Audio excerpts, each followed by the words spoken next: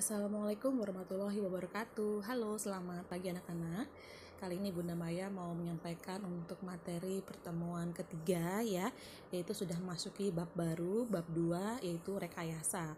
Nah, sebelum Bunda lanjutkan, Bunda ingatkan kembali untuk tugas di bab pertama ya, baik itu tugas PR ataupun tugas prakaryanya Bunda masih tunggu untuk direkap nilainya biar kalian mendapatkan nilai harian sama nilai tugas individu dan nilai tugas praktek ya.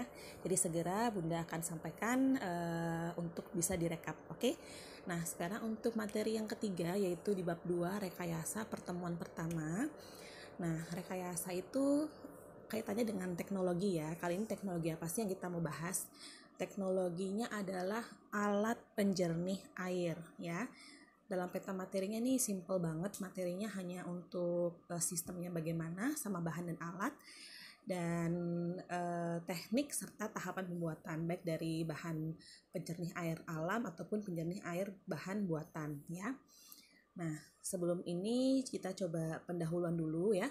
Dimana kalau kalian lihat di sini anak-anak, bagian gambar ya, kiri dan kanan, itu betapa sangat kotor sekali limbah airnya ya. Dan air itu sendiri merupakan komposisi penting untuk manusia ya. Jadi kita sering mendengar kalau 3/4 bumi itu adalah air ya.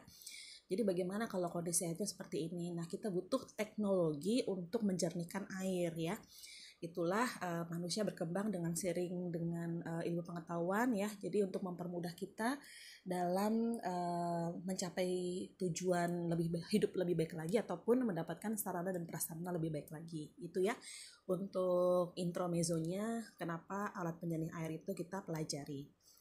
Nah, untuk cara sederhananya untuk mendapatkan air bersih itu ya bisa dengan saringan ya yang umum digunain atau dengan proses produksi ya, baik sederhana maupun yang lewat pabrik seperti itu.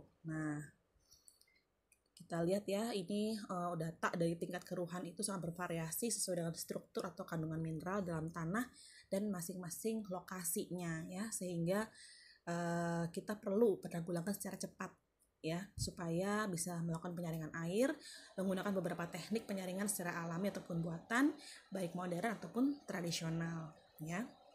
Nah, bagaimana dengan yang alami ya atau natural? Nah, bahan alami. Oke, kalau kita lihat secara umum proses penjernihan air itu apa saja sih manfaat atau tujuannya kalau kita bahas tentang penyaringan air ini?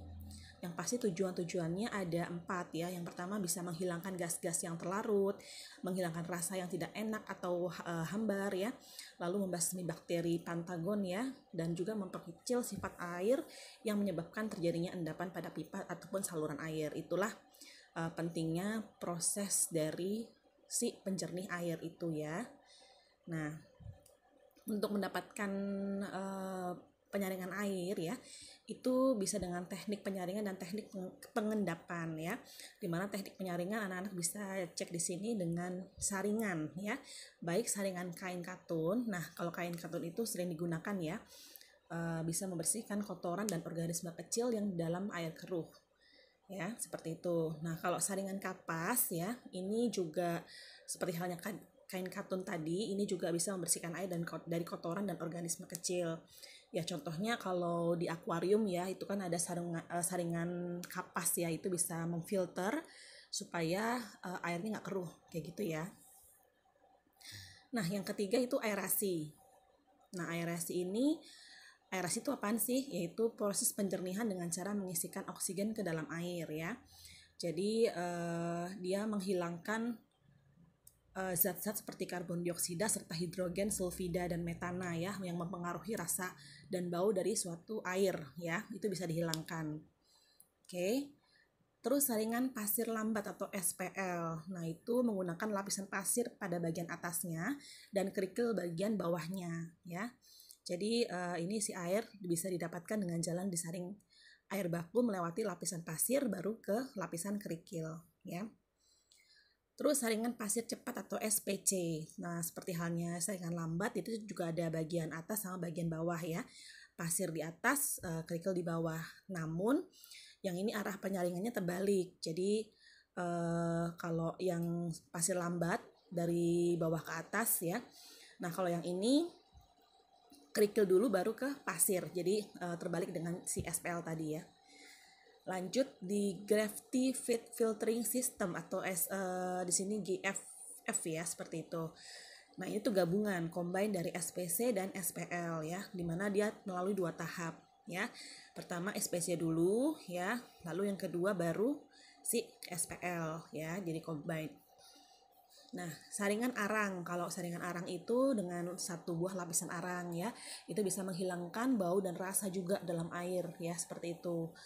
Nah, ini bisa arang kayu ataupun arang batok kelapa ya, seperti itu.